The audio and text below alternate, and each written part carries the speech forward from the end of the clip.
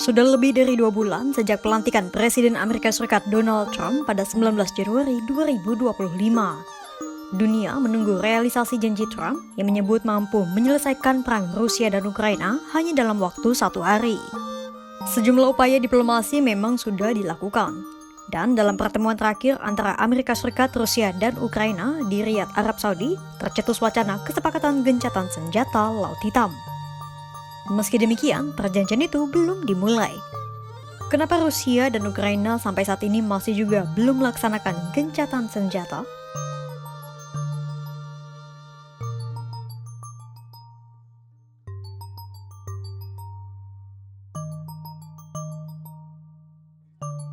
Mulanya, Presiden Donald Trump terus menyinggung soal hubungan baiknya dengan Presiden Rusia Vladimir Putin. Bahkan segala gelagatnya menunjukkan intensi yang lebih banyak mengarah pada Rusia ketimbang Ukraina. Meski demikian, Trump akhirnya mengakui bahwa Putin nampaknya memang menunda-nunda kesepakatan dan enggan memberikan akhir yang cepat pada konflik Rusia dan Ukraina. Hal itu Trump sampaikan pada Rabu 26 Maret 2025 dalam wawancaranya dengan Newsmax.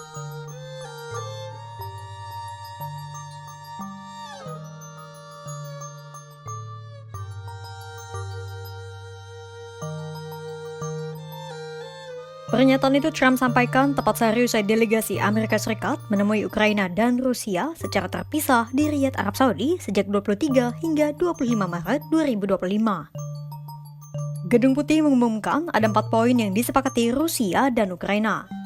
Pertama, menghentikan penggunaan kekerasan dan mengizinkan navigasi kapal yang aman di Laut Hitam.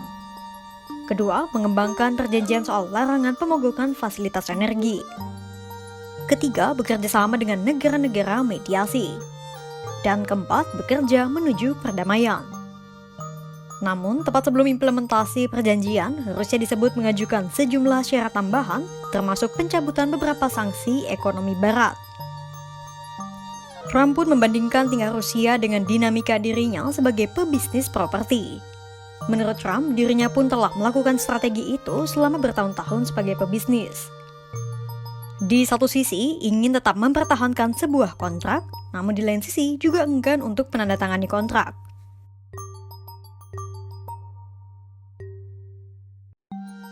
Kira-kira apa tambahan tuntutan yang diajukan oleh Rusia?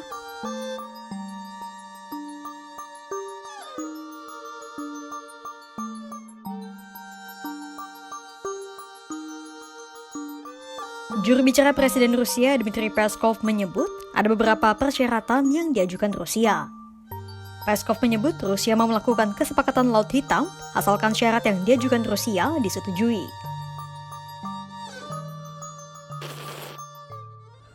Она может быть активирована после выполнения ряда условий. Фактически это те же условия, которые включала в себя Черноморская инициатива при гарантии господина Гутерреша, которая работала определенное время. Все условия выполнялись, за исключением этих условий, которые касались российской стороны. Поэтому, конечно, на этот раз справедливость должна восторжествовать, и мы продолжим нашу работу с американцами. Memang ada beberapa syarat yang diajukan Rusia yang semuanya nampaknya bertujuan agar Moskwa kembali mendapatkan kendali pelayaran di Laut Hitam. Pertama, Barat harus menarik sanksi mereka atas bank dan organisasi pertanian Rusia. Kedua, diberlakukannya moratorium atas sejumlah fasilitas energi selama 30 hari. Ketiga, dihentikannya bantuan militer Barat ke Ukraina. Lantas, apa tanggapan Ukraina?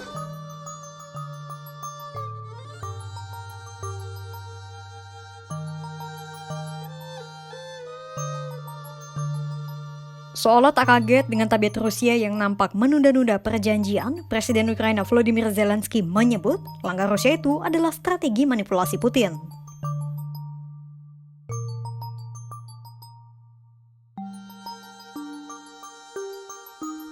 Menurut Zelensky, Rusia telah berusaha untuk mendistorsi perjanjian dan membuat situasi jadi lebih rumit.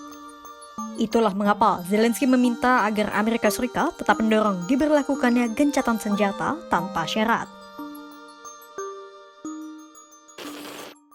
Щодо Чорного моря ситуація складніша. Москва намагається вписати якісь додаткові умови в домовленість, яка не містить передумов.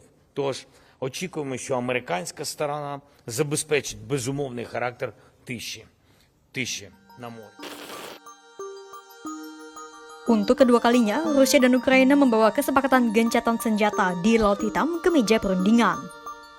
Amerika Serikat sebagai pihak ketiga telah merinci apa saja yang akan dicapai dalam kesepakatan Laut Hitam. Meski demikian, baik Trump maupun Zelensky menuding bahwa Putin tengah menunda-nunda perjanjian dalam permainan manipulasinya. Pasalnya, jelang implementasi kesepakatan, Rusia disebut telah mengajukan sejumlah syarat yang tak menguntungkan Ukraina.